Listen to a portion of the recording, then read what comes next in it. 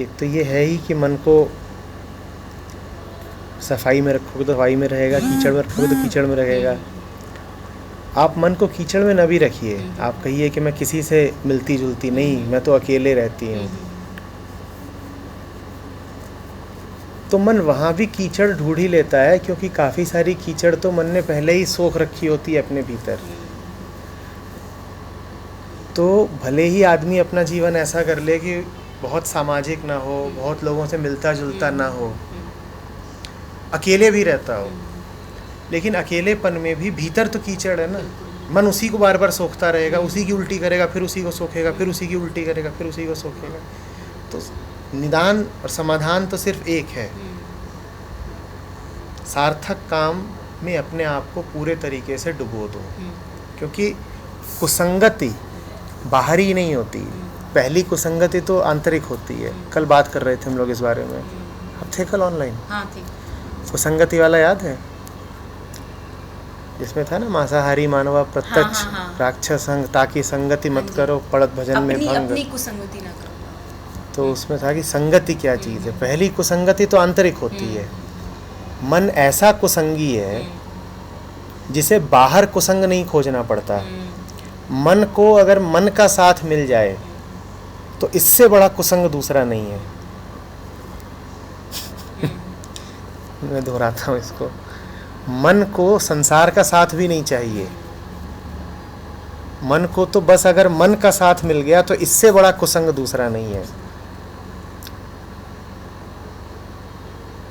असल में जो बाहर वाला कुसंग होता है उसका हटना तो आसान होता है, ये और सूक्ष्म है। ये जो भीतर वाला कुसंग होता है, जहाँ आदमी अपने ही विचारों की कुसंगति में फंसा हुआ है कि मैं हूँ और मेरे विचार हैं, इससे बड़ी कुसंगति क्या हो सकती है। जहाँ आदमी अपनी ही कुसंगति में, उससे बड़ा कुसंग दूसरा नहीं हो सकता। और अगर आंतरिक कुसंगति नहीं है तो फिर बाहर का कुसंग कोई नुकसान करता नहीं। कल हम कह रहे थे ना कि जे रहीम उत्तम प्रकृति का कर सकत कुसंग, चंदन विष व्यापत नहीं लपटे रहत भुजंग। अगर अंदर विचारों की कुसंगति नहीं है तो बाहर अगर सांप भी आपसे लिपटे रहें तो आपका कुछ बिगाड़ नहीं सकते। तो पहली कुसंगति तो भीतरी है।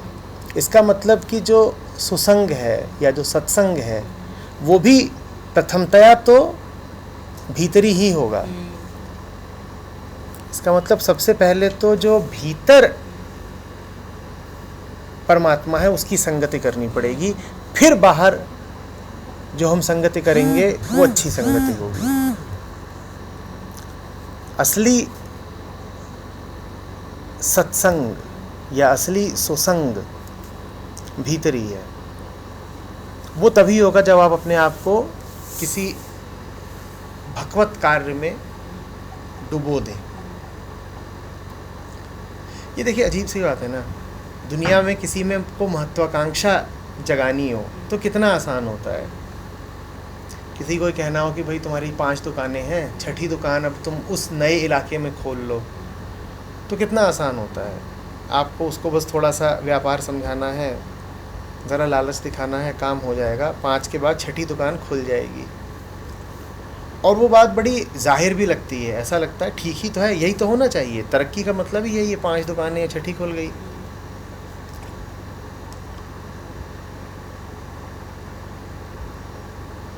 लेकिन भगवत कार्य में सीधे सीधे कहें तो राइट एक्शन में प्रवेश करना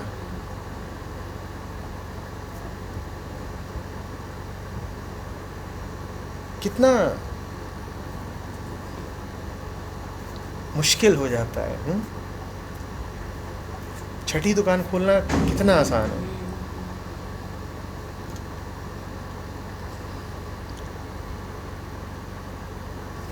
एक होता है छोटा डर और एक होता है बड़ा डर। दुकान खोलने में छोटा डर होता है, गौर से समझिएगा। दुकान खोलने में छोटा डर होता है असफलता का और हार का, कि कहीं व्यापार में घाटा ना हो जाए। अहंकार छोटा डर झेलने के लिए तैयार हो जाता है, छोटा डर है ना।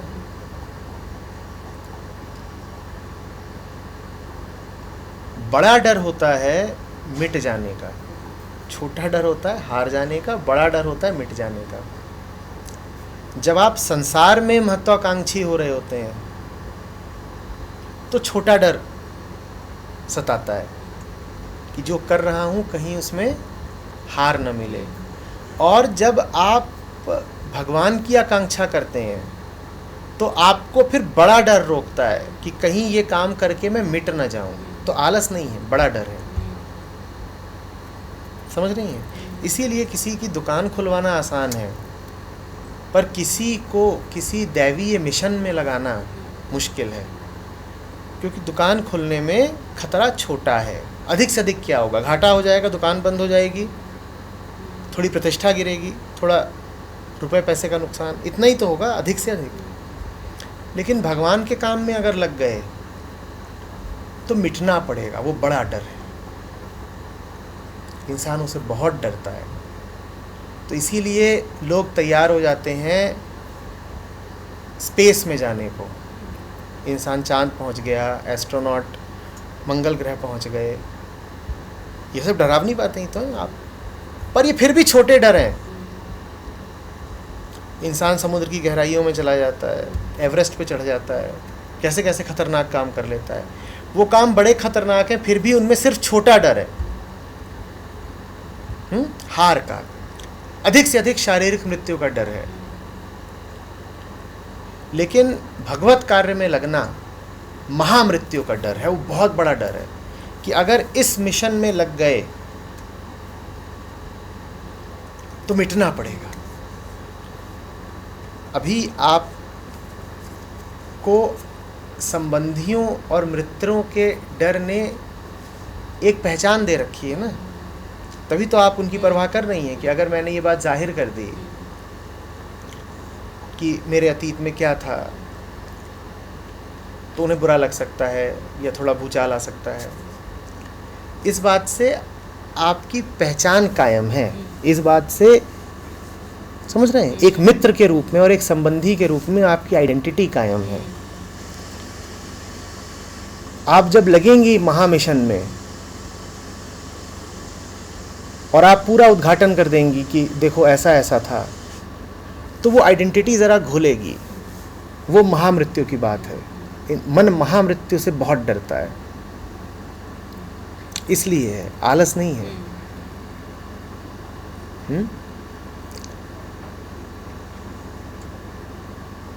मैंने लोगों को थर-थर कांपते देखा है सेशन में घुसने से पहले।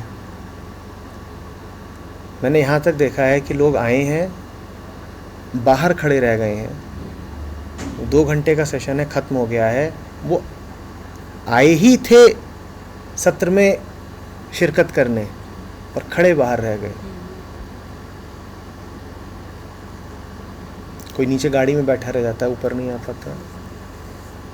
और ये तो तमाम होता था ऋषिकेश में, धर्मशाला में, यहाँ भी लोग स्टॉल्स पर मिलेंगे, कसम खा के कहेंगे कि आना है, और ये नहीं कि किसी और की खातिर आना है, अपनी ही खातिर आना है, और आते हुए उनके पांव कब जाएंगे। महामृत्यु का डर पकड़ लेता है। असल में सत्संग से या गुरु से जो भी कोई दूरी बनाए, उसे और कोई डर होता ही नहीं।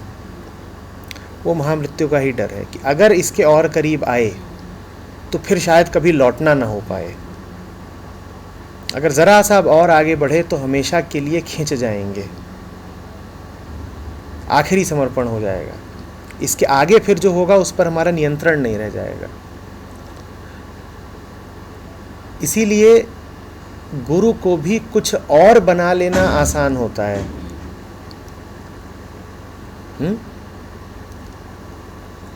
गुरु को आप बेटा बना लो, ठीक है, अब महामृत्यु का डर नहीं है, वो बेटा है ना, बेटे से कौन डरता है, और बेटे से क्या हानि हो सकती है। गुरु को आप मित्र बना लो या पति बना लो, अब हानि नहीं हो सकती ना।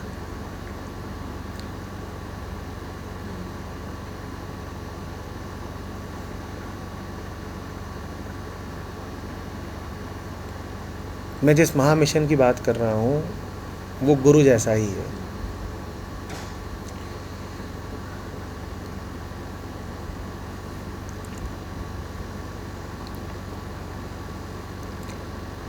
सत्य तो साहसियों के लिए ही है, जो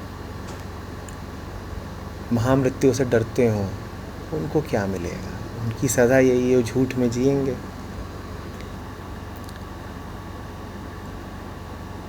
जिसे किसी को कुछ समझाना हो उसका सम्मानित होना बहुत ज़रूरी है, इसलिए नहीं कि वो सम्मान का भूखा है, बल्कि इसलिए क्योंकि अगर आप उसे सम्मान नहीं दोगे तो आप उसकी बात भी नहीं सुन पाओगे। ये जो प्रथाएं थीं, तमाम तरीके के रिवाज बनाए गए थे कि गुरु से नीचे से आसन पर बैठो, गुरु को देखते ही प्रणाम करो या चरण स्पर्श करो, या अन्य कई बातें। कोई भी पाठ शुरू करो तो पहले बोलो श्री गुरुवे नमः। सम्मान का खुला प्रदर्शन करने की प्रथा थी। वो इसीलिए थी ताकि तुम्हें भी याद रहे कि इस व्यक्ति की बातें सुननी है, वरना वो बातें कितनी भी कीमती हो तुम सुनोगे ही नहीं। अगर अभी आपने मन को ये कह रखा है कि इस व्यक्ति में ऐसा कुछ नहीं है जो सुनने काबिल हो, तो उस व्यक्ति से ऊंची बात भी अगर आ रही होगी तो आप सुन ही नहीं पाओगे ना तब। लेकिन आपका मान बढ़ेगा, जिस रूप में आपको देखते थे वो रूप बदलेगा।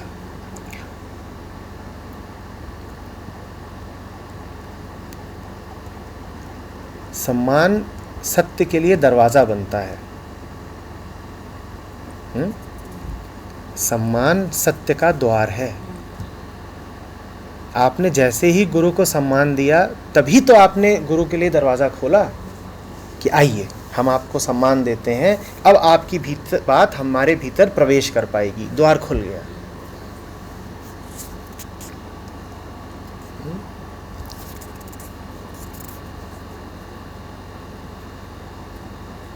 मैंने भी आरंभिक दिनों में ये खूब रखा कि नहीं, सम्मान इत्यादि व्यर्थ की बातें हैं, यूं ही बैठो और सुनो, जैसे कि हम दोनों बस मित्रवत चर्चा कर रहे हों।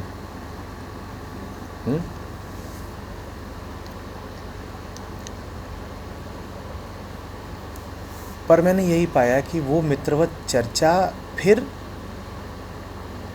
कोई असर नहीं दिखा पाती, सामने वाले के दिल में घुस ही नहीं पाती, क्योंकि द्वार नहीं खुलता ना, कान नहीं खुलते, श्रवणा लिसनिंग खुलती ही नहीं।